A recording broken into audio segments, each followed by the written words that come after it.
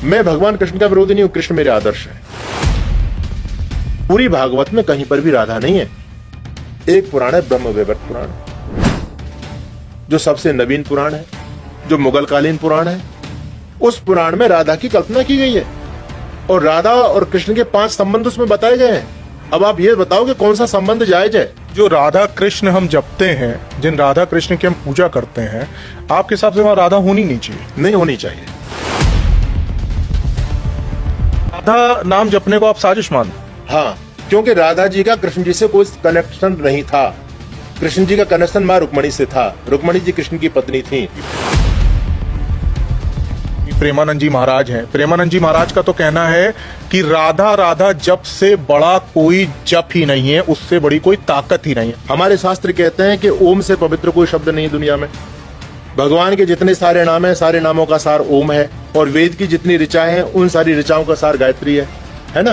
तो हमारी ऋषि परंपरा सर्वे वेदायत पदमा मनंती तपांसी सर्वाणी जयत बदंती यदि चंतो ब्रह्मचर्यम चरंती तत्ते पदम संग्रहण ब्रवीम ओम इत्येतत्। भगवान शिव भी ओम नमः शिवाय का जाप कर रहे हैं, भगवान कृष्ण भी संध्या कर रहे हैं।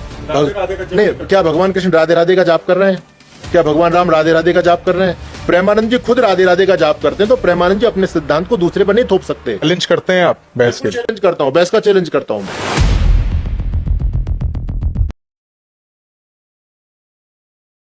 मैं भगवान कृष्ण का विरोधी नहीं हूं, कृष्ण मेरे आदर्श है, राम मेरे आदर्श है, शिव मेरे आदर्श है। अब मैं बात चलता हूं, मैं आपसे एक बात पूछना चाहता हूं। विपुल जी एक बात बताओ, आपके दादाजी के साथ में आपकी दादी जी शोभा देंगी या कोई दूसरी महिला शोभा देगी? क्यों दूसरी महिला क्यों देगी ना।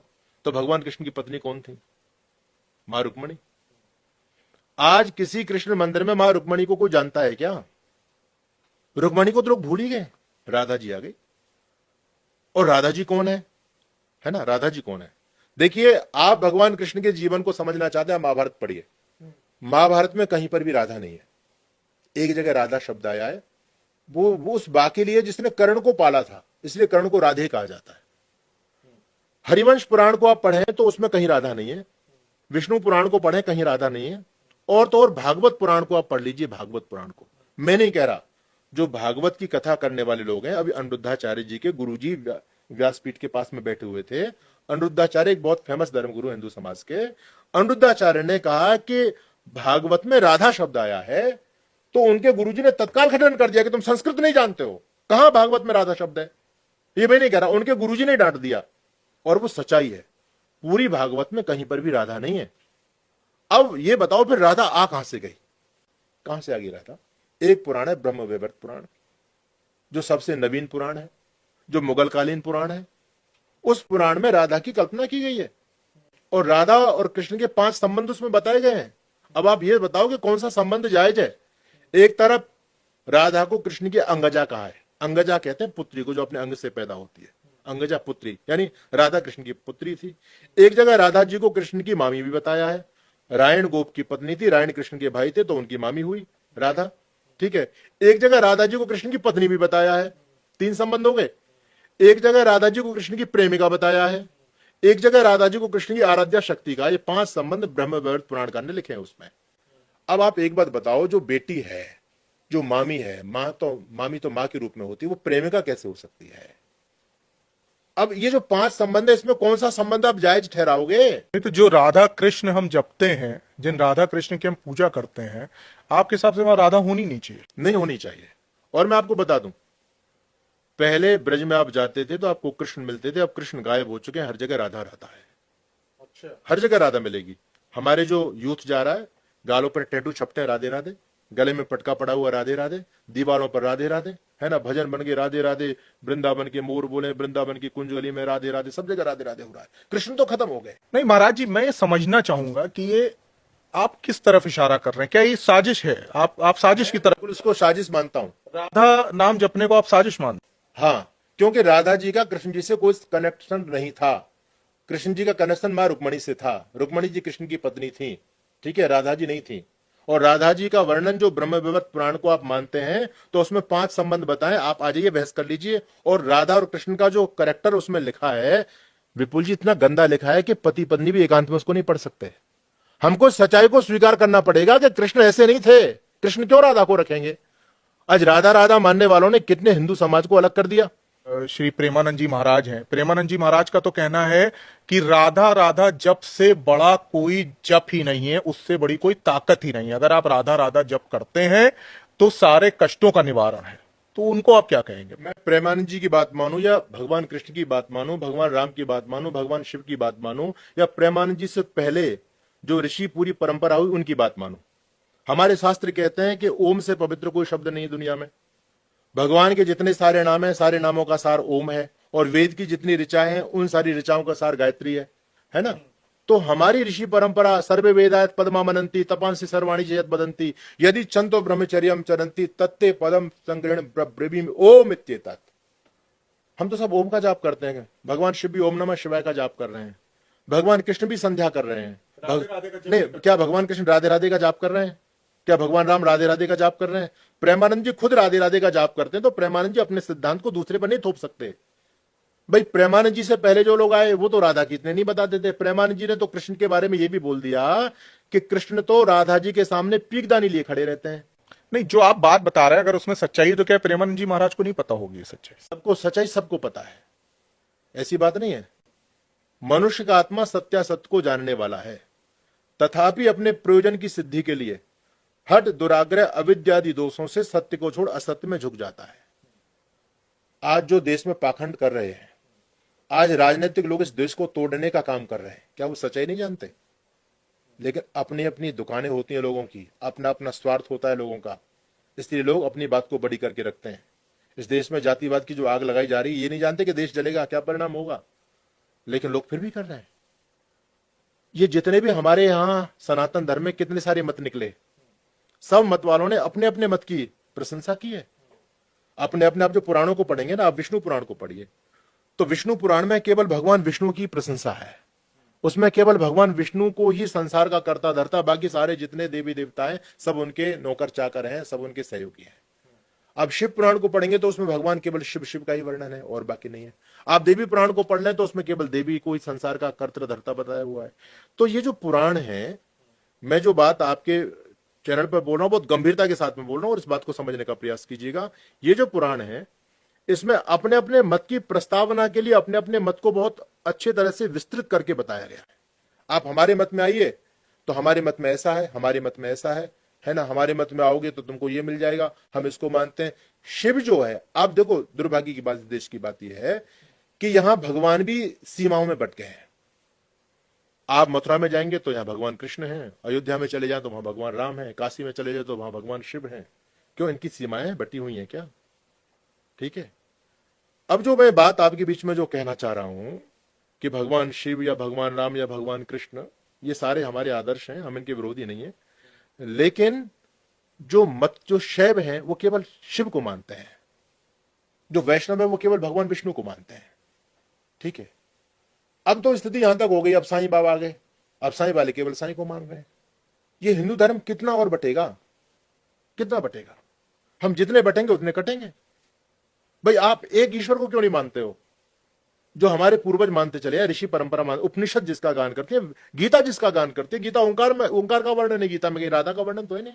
गीता में भगवान कृष्ण ने बताया कि तुम राधा का जाप करना, है ना। तो अब तुम नई नई चीजें, नए नए, दुर्भाग्य हिंदू जाति का ये है कि यहां 10-15 साल में नए भगवान प्रकट हो जाते हैं। पहले लोग ब्रह्मा जी की पूजा करते थे, बहुत अच्छी बात। विष्णु जी की पूजा करते थे, बहुत अच्छी बात। कृष्ण जी की पूजा करते थे, बहुत अच्छी बात। राम जी की पूजा करते थे, बहुत अच्छी बात। अब साईं राम कहां से आ गए भाई, है ना। आज से 1 मिनट, आज से 20 साल पहले आपको विपुल जी याद होगा, आपने कहीं शनिदेव के मंदिर देखे थे क्या? धर्म के नाम पर इतना बाजार गर्म है कि लोग अपनी दुकानदारी के लिए कुछ भी प्रस्तुत कर देते हैं, है ना। तो अभी तो हिंदू धर्म बटेगा, अभी तो और भगवान पैदा होंगे। बहुत से भगवान तो जेलों में दंड पेल रहे हैं, हरियाणा की जेलों में, जो अपने आप को क्या क्या समझते थे कि हम दुनिया को बनाने वाले हैं। एक हाथरस के अंदर मरवा दिए 150 लोग उसने, वो भी कहता था मैं साकार हरि तो मैं ही तो हूं, जो भगवान का साकार रूप में आया हुआ हूं। रामपाल को देखो, वो सतलोक का अपना मालिक है और वो जेल में दंड पेल रहे हैं। तो पब्लिक को कितना लोग बहका रहे हैं। जब इतना बटे हुए तो हिंदू राष्ट्र कैसे बनाएंगे आप? यही तो विडंबना है, यही तो विडंबना है। मैं ये कहता हूं आप सत्य को स्वीकार कीजिए, सत्य जहां पर भी है। भाई देखो, एक मैं आपकी चैनल पे एक बहुत बड़ी बात बोल रहा हूं आज, और आप प्रबुद्ध व्यक्ति हैं और आपको मेरी बात लाइक करेंगे, आप मेरी बात को। विपुल जी, मैं कई देशों में गया, लगभग 5-6 देशों में चला गया, और आप भी बहुत देशों में गए होंगे। पूरी देश में गणित का फॉर्मूला, पूरी दुनिया में गणित का फॉर्मूला एक है।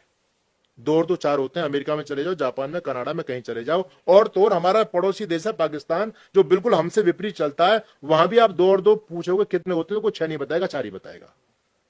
डॉक्टरी का फॉर्मूला पूरी दुनिया का एक है, ठीक है। विज्ञान का फॉर्मूला पूरी दुनिया का एक है। लेकिन ईश्वर के बारे में क्या पूरी दुनिया एक मत है? सबके अलग अलग भगवान है, सबके अलग अलग भगवान। क्यों? ऐसा क्यों? क्या ईश्वर एक विषय नहीं है? क्या ईश्वर को समझा नहीं जा सकता? क्योंकि दुनिया के जितने भी विषय हैं उन पर दुनिया के टॉप लोग बैठ करके विचार विमर्श करते हैं, बहस होती है, और जो सिद्धांत निकल के आता है उसको पूरी दुनिया लागू करती है। ईश्वर के बारे में कभी ऐसा नहीं हुआ। हमारे लोगों ने कह दिया ईश्वर तो केवल आस्था का विषय है, अपनी आस्था से मानो तो ठीक है, नहीं तो मत मानो। आस्था से क्या हो जाएगा? मैं इस माइक में एरोप्लेन की आस्था रख लूं तो क्या इस पर बैठ के मैं कनाडा पहुंच जाऊंगा? आस्था से सत्य तो नहीं बदलने वाला है, सत्य तो सत्य रहेगा ना। तो क्यों आप लोगों की बुद्धि पर ताले क्यों लगा रहे हो भाई? ऋषि कहते हैं तर्कण और सिद्धति स धर्म, धर्म वो जो तर्क से सिद्ध होता है। हमारे धर्म में लॉजिक का स्थान ही नहीं रहा। हमारे धर्म तो केवल आज मनोरंजन का माध्यम बना दिया है, केवल मनोरंजन हो रहा है हिंदू धर्म के अंदर। बस व्यासपीठ पर भी व्यास महाराज नाच रहे हैं, महिलाएं भी नाच रही है, डीजे बज रहा है, तालियां बज रही है, बस नाच का घर आ गए। क्या हिंदू धर्म का यही स्वरूप रह गया है? केवल हिंदू धर्म मनोरंजन बनकर के रह गया आज। कहीं शास्त्रीय चर्चा नहीं होती, कहीं सिद्धांतों की चर्चा नहीं होती। तो हम एक गलत दिशा में जा रहे हैं। मैं कहता हूं डिबेट होनी चाहिए। बड़े बड़े टॉप धर्म गुरु हैं जो दुनिया के, उनको बैठ करके जब जिस दिन बहस होनी शुरू हो जाएगी उस दिन दुनिया से पाखंड खत्म हो जाएगा। उस दिन दुनिया में जो बहु ईश्वरवाद चल रहा है, बहु देवतावाद चल रहा है, जिसके मन में है उसने वैसा ईश्वर बना लिया। अब देखें, अब तो लोग आस्था के नाम पर क्या क्या नहीं कर रहे। ईश्वर का स्कूल में एडमिशन भी करा रहे हैं, उसको नहला भी रहे हैं, उसको खिला भी रहे हैं, उसको सुला भी रहे हैं, सब कुछ कर रहे हैं, शादी विवाह भी कर रहे हैं भगवान के। ये क्या खिलौना बना लिया हमने अपने धर्म को और ईश्वर को। महाराज जी, आपके हिसाब से हिंदू धर्म बटा हुआ है। मुसलमानों में अगर देखें, मुस्लिम समाज में या दूसरे समाज में अगर देखें, तो यहाँ पे एकता बहुत है। एकता है, आप इसको मानते हैं? बिल्कुल मानता हूं। तो आपके हिसाब से हिंदू समाज से ज्यादा अच्छा वो समाज है? हाँ, सुनिए, बहुत अच्छा प्रश्न आपने किया। उनमें एकता क्यों है? एक धर्म, एक भाषा और एक ईश्वर, उनका एक है। हमारे यहां अनेक ईश्वर हैं, अनेक पंथ हैं। मुसलमान केवल अल्लाह को मानता, उसके अलावा किसी को नहीं मानता, ठीक है। और हमारे ऋषि इसी बात को कहते हैं कि ईश्वर एक। आपकी आस्था एक जगह होनी चाहिए। जगह जगह आपकी आस्था डगेगी तो एकता नहीं हो सकती। अब आप देखो, कुंभ का स्नान होता है, उसमें हमारे ही संत लोग आपस में लड़ते हैं। शिव और शाक्त में, वैष्णव और शाक्तों में लड़ाई होती है। बोले हम बड़े हैं, हमारा पहले शाही स्नान का अधिकार बनता है, वो कहते हैं हमारा बड़ा है ना। हम शैव है, वो कहते हैं हम वैष्णव है। तो ये जो पंथवाद समाज में चला, ये घातक है, बिल्कुल घातक है। एक ईश्वर के हम उपासक बने, और ईश्वर पर मैं ये नहीं कहता कि हम प्रेमानंद जी की बात माने, आप मेरी बात मानिए। मैं ये कहता हूं कोई सिद्धांत है उस पर बहस कीजिए। भाई, आप सत्य का निर्णय कैसे लगाएंगे? चैलेंज करते हैं आप बहस के? चैलेंज करता हूं, बहस का चैलेंज करता हूं। मैंने पहले भी चैनलों पर बोला है। लेकिन मैं उन लोगों को बहस के लिए आमंत्रित करता हूं जो इस विषय के एकदम पारंगत विद्वान हैं। वो लोग आए, वो अपने केवल चेला चपाटों को नहीं भेजा। ऐसे तो मैं किन किन से बहस करूंगा भाई? पहले भी जब विवाद चला था तो मैंने इस बात को बोला था उन चैनल वालों से। मैंने कहा जो इस राधा को जो स्वीकार करते हैं तो वो उनके जो मुख्य गुरु आ जाए, हम उनसे एक बार में निर्णय कर लेंगे भाई ये चीज सही है गलत है। और यदि सही है तो आप मुझे समझा जाओ, मैं भी ब्रह्म वैवर्त पुराण लेकर के आ रहा हूं, मुझे उन श्लोकों का अर्थ पढ़ के आप चैनल पर सुना दो। क्या आप अर्थ करोगे उनको? लीपा पोती से बात बनने वाली नहीं है। सच्चाई को स्वीकार कर लेना ही चाहिए, ठीक है ना। तो मां रुक्मणी भगवान कृष्ण की एकमात्र पत्नी थी, एक पुत्र थे प्रद्युम्न, ठीक है। उन्होंने अपने जीवन में जन्म से लेकर के मृत्यु पर्यंत भगवान योगेश्वर कृष्ण ने कोई भी निंदित कर्म नहीं किया, लेकिन आज उन पर इतने लांछन लगा दिए गए हैं। प्रदीप मिश्रा जी ने बोला था कि कृष्ण की पत्नियों में कि राधा का नाम नहीं और राधा की पत्नियों में कि कृष्ण का नाम नहीं है। बड़ा बवाल हुआ था देश में, है ना, आप जानते हैं इस बात को। तो ये सच्चाई है, ये सच्चाई है। केवल ब्रह्म वैवर्त पुराण में अब राधा जी को प्रेमिका भी बताया, पत्नी भी बताया है, मामी भी बताया है। आप कौन से रिश्ते को जायज मानेंगे? तो मेरा निवेदन यही है, पूरे देश के धर्मगुरुओं से मेरा हाथ जोड़ करके निवेदन है कि सच्चाई को स्वीकार करें, नहीं तो हिंदू और पंथों में बढ़ता चला जाएगा, और पंथों में बढ़ता चला जाएगा। हम आपस में धर्मगुरु लड़े नहीं, मैं लड़ने के लिए इन बातों को नहीं बोल रहा हूं, मैं तो ये बोल रहा हूं कि आने वाले समय में हमारे बच्चों की आस्था पर कोई विधर्मी प्रहार न कर पाए।